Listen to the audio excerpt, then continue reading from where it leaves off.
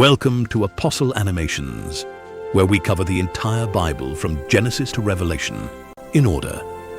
If you're new here, start from the beginning, and if you're back, welcome home. Let's get into it. For days and nights, Job had cried out to God. His friends had accused him, his body was broken, his wealth was gone, his children were dead, and still God had not answered. But Job refused to curse God. Then something happened that no one expected. The sky darkened, the wind began to howl, and out of a mighty whirlwind, the voice of the Lord thundered across the land. God had heard Job all along. God speaks. "Who is this?" the Lord demanded. "Who questions my wisdom with such ignorant words?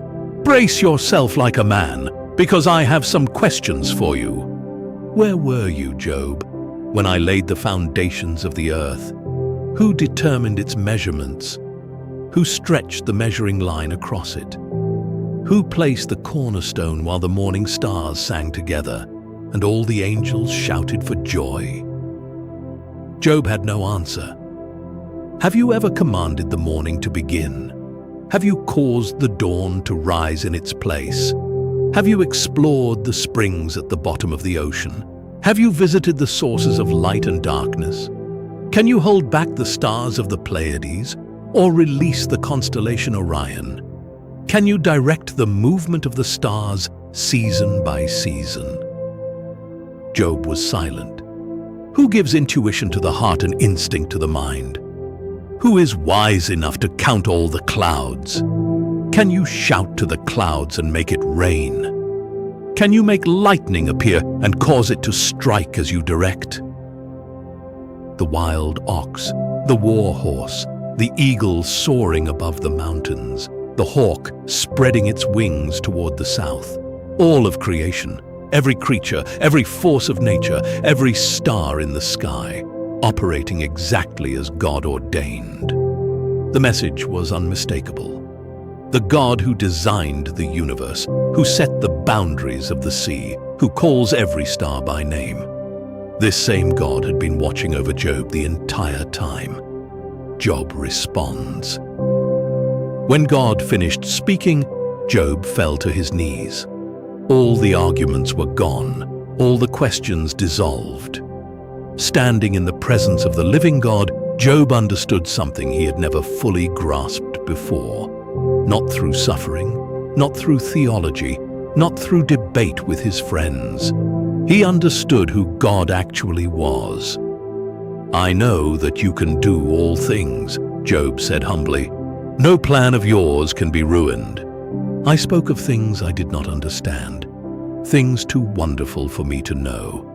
My ears had heard of you before, but now my eyes have seen you." And yet Job was at peace. Then the Lord turned to Eliphaz, Bildad, and Zophar, the three friends who had spent weeks telling Job that his suffering was punishment for his sin. God was not pleased.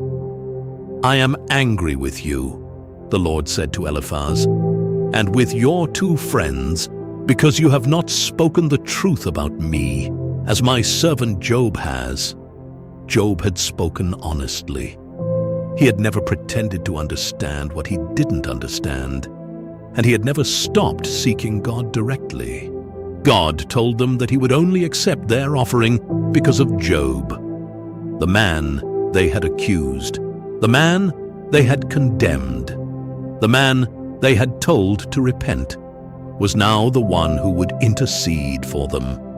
Job prayed for his friends, and God accepted his prayer. The restoration of Job. Then the Lord restored Job's fortunes. Everything that had been taken was given back, and more. The Lord gave Job twice as much as he had before. His brothers and sisters and former friends came to him and celebrated with him. Each one gave him a piece of silver and a gold ring. The Lord blessed the latter part of Job's life even more than the first. He received 14,000 sheep, 6,000 camels, 1,000 yoke of oxen and 1,000 donkeys. He had 7 more sons and 3 more daughters, and his daughters were said to be the most beautiful women in all the land. Job lived 140 more years after his restoration, long enough to see his children, his grandchildren, and his great-grandchildren. 4 generations, and Job died, old and full of days. What Job teaches us. The book of Job does not give us an easy answer to suffering. It does not tell us that if we are faithful, we will never experience pain. It does not promise that God will explain himself when we cry out. What it does tell us is this: God sees, God knows. God is present even in the darkest seasons of life. And sometimes, the greatest gift God can give us in our suffering is not an explanation, but an encounter with himself. Job lost everything. And in losing everything, Job found something greater than anything he had lost. He found God. The story of Job is complete. Next, we continue our journey through the Bible with the story of Jacob.